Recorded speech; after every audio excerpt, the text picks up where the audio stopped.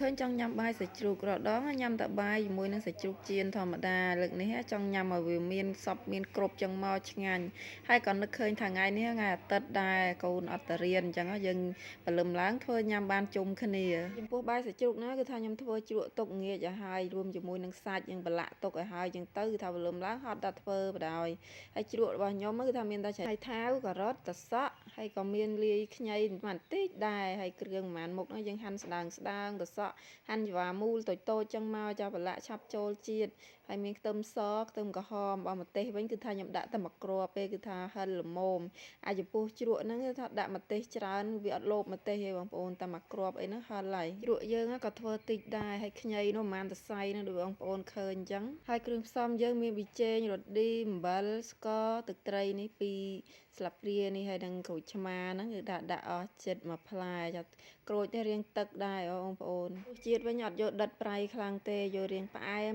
ជូរប្រៃម៉មបានហើយអញ្ចឹងទៅគឺថាឆ្ងាញ់យើងនៅសាច់ជ្រូកយើងក៏វាមានជាតិប្រៃ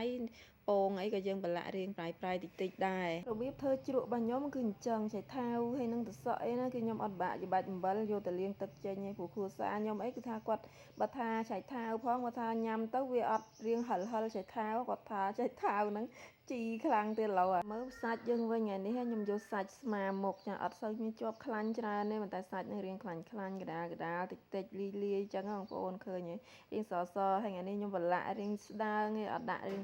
ក្រាស់ពេកទេរួចហើយគ្រឿងផ្សំគេគឺមានខ្ទឹមសអញ្ច្រាំម្ទេសហុយបន្តិចម្សៅស៊ុបរ៉ូឌីបន្តិចប៊ីចេងបន្តិចលួចអំបិលបន្តិច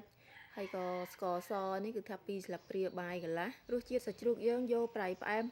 បងប្អូនចាអត់ប្រៃដិតខ្លាំងទេហើយរៀងផ្អែមមើលឆ្ងាញ់ញ៉ាំជាមួយបាយអញ្ចឹងហើយក៏មាន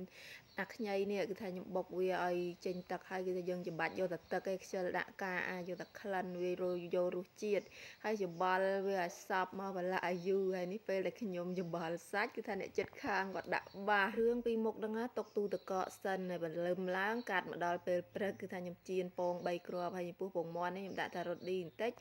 ស្ករតែបន្តិចទេហើយនឹងស្លឹកខ្ទឹមនិយាយទៅយករសជាតិរៀងឡំអត់ឲ្យប្រៃផ្អែមអីទេខ្លាំងទេគឺថាឡំឯងចាគោះវាហើយចៀនមកចៀនរៀងស្ដើងបងប្អូនពងហ្នឹងខ្ញុំចៀន2ដងចាព្រោះចៀន2ប្រទេសដាក់មកប្រទេសវារៀងក្រាស់ពេកចឹងណាចៀន2តែម្ដងទៅហើយចៀនពងឆ្អិនហើយគឺថាភ្លើងហ្នឹងខ្ទះហ្នឹងយើងដាក់ចៀនសាច់បន្តទៀតមកចំពោះបាយសាច់ជ្រូកនេះអត់មានកម្រងអញ្ចឹងគឺថាធ្វើស្រួលទេបងប្អូនចាធ្វើជ្រក់ធ្វើសាច់ទុកពីងាចព្រលឹមឡើងហត់តែចៀនពងហើយចៀនសាច់ហើយនឹងធ្វើអាទឹកយើងស្រោចពីលើនឹងបន្តិចមកឆ្ងាញ់យកទៅណាអស់ហើយសាច់យើងនេះមើលពណ៌សម្បុរគេផងដាក់ភ្លើងតិចម៉មអញ្ចឹងមកហើយយើងញីវាជាមួយនឹងអាខ្ទះហ្នឹងឲ្យមានជាតិមានអីជាប់នៅនឹងអូឆ្ងាញ់ហើយឡើងក្រហមងៅស្អាតមែនតែនពោះសាច់ហ្នឹងមុនដំបូងខ្ញុំថាចៀនដាក់ទឹកតែចុងក្រោយវិញគឺថាចៀនខ្លាញ់វិញព្រោះសាច់ហ្នឹងវារាងសាច់ពេកអត់សូវមានជាតិខ្លាញ់ហើយអាខ្ទះដែលយើងនៅចៀនហើយមិញហ្នឹងដាក់ទឹកចូលបន្តិចមកដាក់វីចេងស្ករហើយញំគោះពងដាក់មួយគ្រាប់ចាបើមានសាច់ជ្រូកច្រាំដាក់មកក៏បានដែរព្រោះខ្ញុំអត់បានច្រាំអញ្ចឹងហើយក៏តាមដំណើរទៅដាក់ប្រេងខ្យងស្ករហើយនឹងទឹកត្រីអីហ្នឹងបងអូនភ្លក់មើលរៀងរសជាតិរៀងប្រៃផ្អែមឡំចឹងមកហើយចុងក្រោយនេះគឺថាស្លឹកខ្ទឹមថាទឹករៀងប៉ែកខាប់ចឹងមកតែប៉ុណ្ណឹងមកគឺឆ្ងាញ់ហើយចំពោះសាច់យើងនេះវិញហាន់វាជា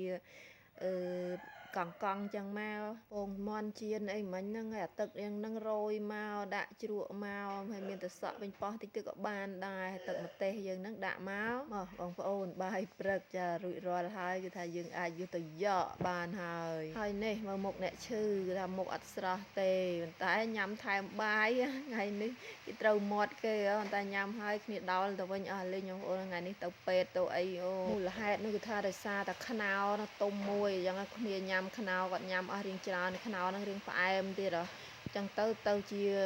គាត់ក្អួតអត់អីណាណីអញ្ចឹងតើឥឡូវនេះក្តៅខ្លួនទៅពេទ្យនៅតែអត់ទាន់បាត់ទេណាចាឲ្យមកហូបយើងថ្ងៃនេះគឺថារួចរាល់ហើយមានតែប៉ុណ្្នឹងទេបងប្អូនចាបញ្ចូលសំឡេងបញ្ចូលរៀងអលឹមចាឮរៀងរ៉ែតិចចាបាយបាយ